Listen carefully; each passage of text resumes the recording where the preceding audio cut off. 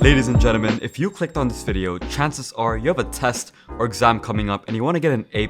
Look, as a computer science student at Yale, I've tried it all. Pomodoro method, highlighting, flashcards, you name it. I'm not going to waste your time. That's why in this video, I want to share the 3 study tips that actually work. If you're in high school or college, these tips will literally save you hours of stress and pain, and you'll be able to get an A+ on your exam with ease. So the first study tip that actually works is active recall. What is active recall? It simply means that instead of just reading the textbook, you're learning through answering questions. You're studying through doing past paper exams. And the reason why this is so effective is because of the forgetting curve, which is basically a concept that says we quickly forget information unless we constantly practice it. So what does this mean? It means that if all you do to study for your tests is just reading the textbook or watching some random YouTube video, you're wasting your time. Instead, what you want to do is gamify your studying. And it's so easy, guys, to gamify your studying with active recall. 3 easy things you can do. The first one is to make a Quizlet. Basically, from your class notes or from lecture slides, you want to transform those notes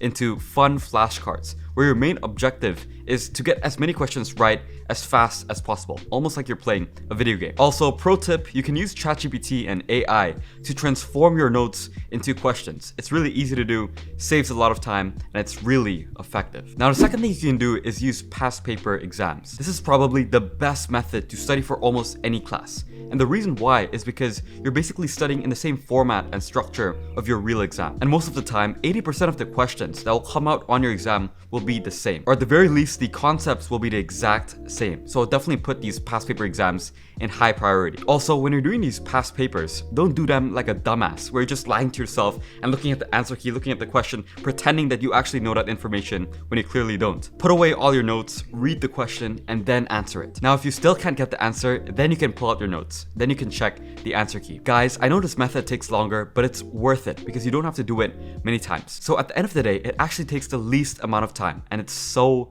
effective. Now, the last way you can do active recall is through the Feynman technique. Basically, the Feynman technique is where you teach the information and try to break it down in 5th grade terms. By teaching what you study, it makes you better understand it because you're forced to make it much more simple. Of course, if you have a friend who takes the same class as you, this would be easy. We can just ask each other questions while walking to class or chilling. But honestly speaking, you don't even need to do this with an actual person to get all the benefits. You can just pretend to talk to someone, grab a stuffed animal or something, and then record your own voice on your phone, and then play back that recording of yourself talking about a certain concept, and maybe even transcribe it. By doing this, you're forcing yourself to make that unnecessarily complicated physics equation into a very easy to understand term. So in recap, Quizlet, practice papers, and the Feynman technique. If you follow these 3 active recall strategies, I guarantee that you guys will be acing your exams with ease. Now, the next study technique that you want to do is spaced repetition. And spaced repetition actually works really nicely with active recall. So basically, what you want to do is study over increasing intervals of time to improve your long-term memory. Guys, spaced repetition allows you to feel much more relaxed when you're studying for exam. It's not like when you're panicking and cramming the night before. And I personally find that 3 is the magic number when it comes to spaced repetition. So for example, if you have flashcards on Quizlet, you want to be able to do it 3 times, and that's where you're going to get the most optimal benefits. The same thing goes for past papers. Just do that same math paper 3 times and get faster each time, almost like it's muscle memory. Ideally, you want to try to do this in 3 separate days where you're allowing your brain to sleep and process that information. So let's say you have an exam in 2 weeks. Maybe tomorrow you do that first practice paper, and then in a week you do that same paper, and then the day before your exam you do that again. By doing spaced repetition, you're defeating the forgetting curve, and especially if you combine it with active recall, you will literally become unstoppable. Now, the last study tip that actually works is priming and optimized breaks. So what is priming? It's basically when you try to manipulate your own mind to feel more focused and to be more productive. And you can do this in 2 easy ways. The first way is by closing your eyes for 30 seconds to a minute and just visualizing the big picture on why studying your class is important. You want to visualize yourself knowing all that information as an academic weapon and being able to ace that exam. And by doing this, you're creating meaning in what you study and you're tricking your brain into thinking that studying is easy. Now, the second way to prime yourself is by listening to music. Now personally, I like listening to some jazz music or even some 432 hertz music on Spotify, just to make my brain relaxed. But you can also listen to anything from classical music to house music to lo-fi. It honestly depends on your personal preference. The point here is you want to get yourself excited to study. Now you also want to integrate optimized breaks. A couple of key things you need to know.